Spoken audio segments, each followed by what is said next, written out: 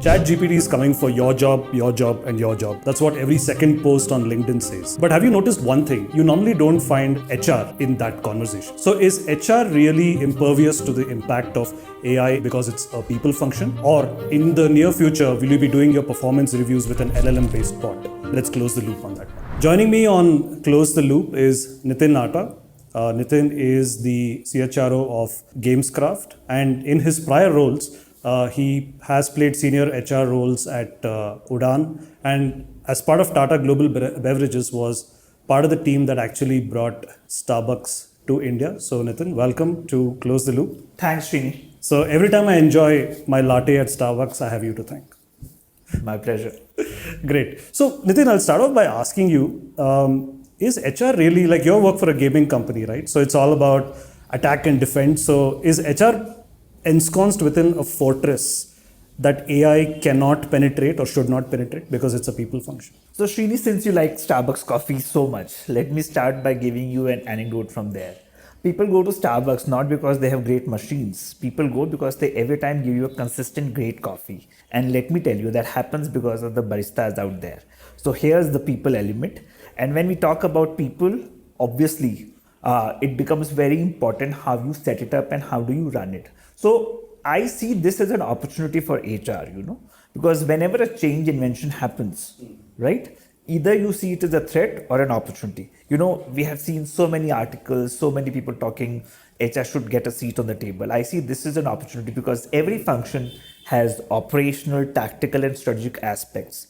With ChatGPT and AI, I think a lot of those operational and tactical stuff can be left and can be far more meaningful to employing the employees within HR to be far more effective in driving the people agenda for an organization. I mean, I know that technology and AI can impact probably positively most aspects of a company, but shouldn't we deliberately protect certain aspects of the company from it in a way? Because in any company, that is the keeper of empathy, the keeper of people orientation is always that. So if you if you say that, okay, let's ride the wave and let's get ChatGPT and AI, the modern AI tools into HR, don't you think that you're taking away the very core of that function, which is people to people? A great question. Let me just set the context. The use of ChatGPT and AI is for enabling an organization from being far more people-centric. Just to give you an example, we had run our performance conversation processes, right, in the company. Now, what is the inherent spirit or the essence of what people were writing? There were two ways to do it. My HR team would have been sitting going through 700 conversations to find out what was the essence that people were trying in terms of what they want to grow. Or else you could use ChatGPT to find out what are those 3 or 4 basic themes that are coming out, which can be used in terms of how are you functioning or how are you setting the initiatives in the HR for the next 1 year, which are far more aligned to the aspirations and expectations of the people. But don't you think the very act of sitting in front of another human being and sharing your grievance or your aspiration is a lot more effective than typing it out on a form and having a bot crawl through? So there are two things.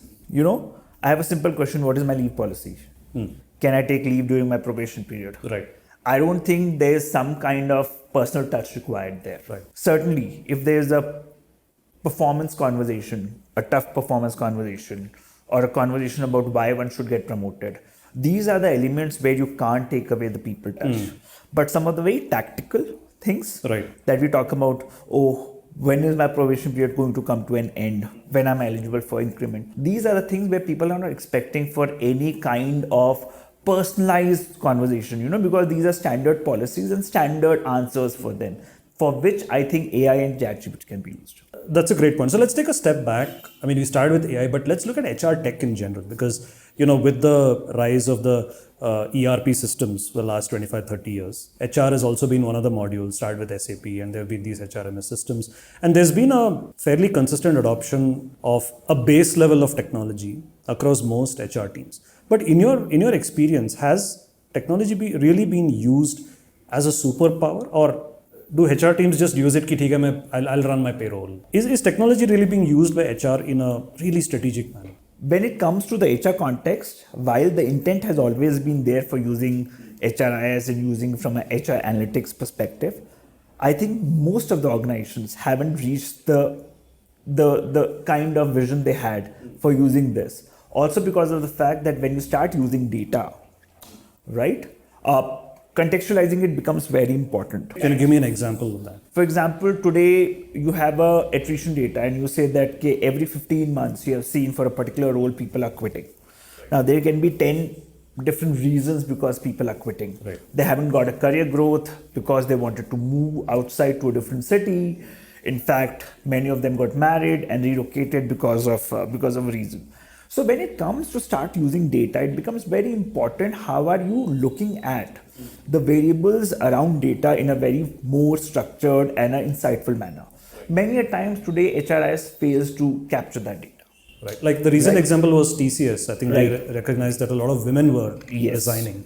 And I think somehow they were able to correlate that with work from home. being. Yeah. So if you were to look at, I think you touched upon an example at Gameskraft. I'd love to learn a little bit more about how you thought through the problem and how you decided that, okay, this is the use case that I want to use ChatGPT for.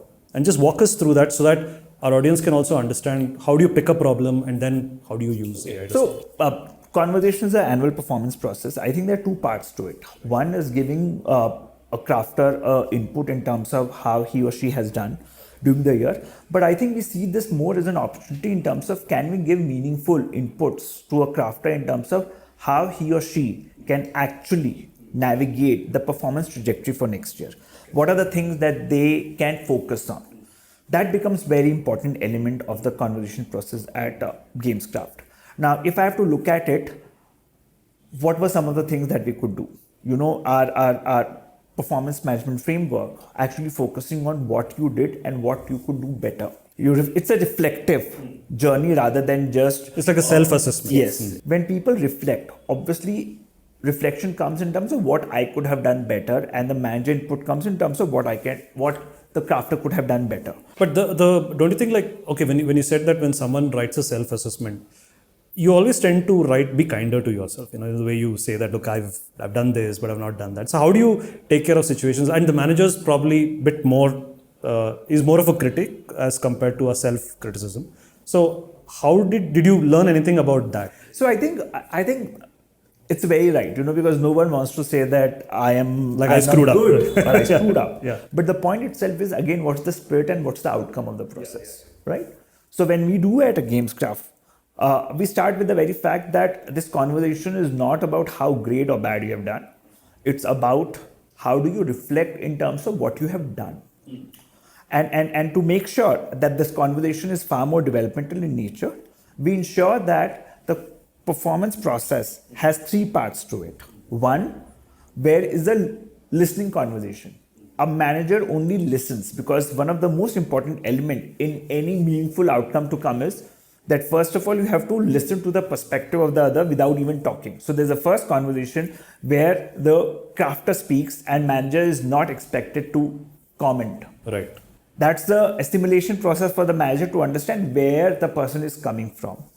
The second process is where the manager, after reflecting on it in the second meeting, which doesn't happen immediately, but maybe after a week or so, ends up reflecting and giving crafter of perspective in terms of what was his assimilation of what he or she spoke about. And then the third conversation is the final conversation where the outcome of the performance conversation is given. So while it's a tedious process, but since it's very important from a standpoint of a crafter and a manager and an organization, we believe that's the investment worth it. So which brings me to, when we talk about AI in general, there's always a question on ethics. There's a question on data sanctity, data privacy. Now, especially when you're mining employee data, there's a lot of personal stuff there, right? So there's salary, there's performance details. A lot of stuff which probably even you wouldn't want people in your HR team also to know because it's private between, let's say, a manager and an employee and all of that. So how do you build guardrails when you're dealing with employee data? It's a very interesting question. I'm seeing an evolving space. I mean, I've been a part of Tata Global Beverages, which is now Tata Consumer Products, and I was a part of the team that was responsible for implementation of GDPR, privacy to the personal information. In fact, sharing of the personal details, or I mean, a resume of a person from UK to India was governed by these processes. And today there are certain legislations which have been spoken about in European Union, which talks about we can't use AI for judging or manipulating the emotions of the people. Right. So I think in India also we are talking about laws coming which are going to be safeguarding the personal information. Right. Now there are certain aspects and frameworks which are quite generic from an employee standpoint, and I'll give you for example, mental health. Right, quality of work life, okay, preventive healthcare, initiatives. Some of these things I think become far more effective in ensuring that the overall experience of a employee when he or she is a part of a company is far more positive.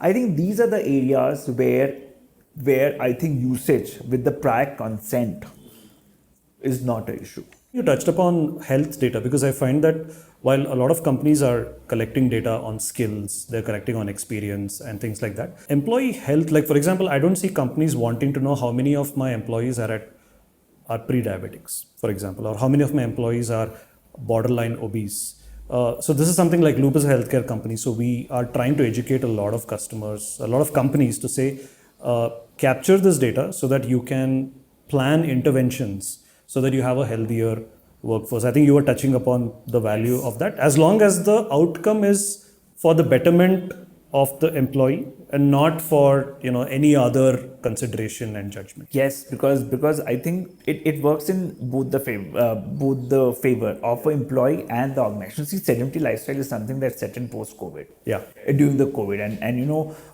at Gameskraft we have been focusing on how are we getting an active lifestyle for people. So obviously, without getting into the specifics of who is pre-diabetic or in that or obese, etc., we try to see the data at a org level, okay, and we'll use it in from what kind of interventions we have to plan with a partner in terms of creating awareness. For example, smoking, or I'm saying that obesity or cholesterol levels, okay.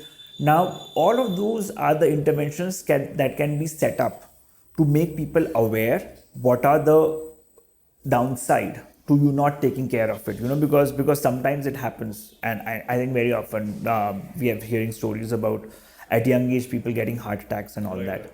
All of that can be avoided in case we have programs that sensitize the demographic age in terms of 30 to 45 in terms of what are some of the things that can happen, and that's what the intent is. As long as I'm not going and seeing what and publicly talking about it, it doesn't. In India, medical is still not such a big issue. In US, it's a big issue. Of course. And the cost involves, etc. And I think if you start looking at preventive, it makes a lot of difference in terms of the medical budgets or the premiums that you end up paying as an organization. And in conclusion, Nitin, if for any HR manager, leader, executive watching the show, one word of advice on how to incorporate AI and ChatGPT into the function based on your experience. Today is the word where if you are a part of a crowd, no one looks at you. You have to stand outside and be different from the crowd. And if I have to look at it, I see ChatGPT giving you that opportunity where you would have spent endless time trying to prepare for a presentation. While you get the content from there, it becomes very important how you contextualize and build the narrative that suits your organization, that suits the audience that you're working for. And I think that's the best part. So for me, it is a boon for people to focus on things which we always have been wanting to. Strategic insights, working on the strategic aspect of the HR rather than being boggled down by focusing on the operational aspects. If some of it can be taken by AI, ChatGPT, I think it's positive for us as a function. Great. Thank you so much, Nitin, for being on Close the Loop.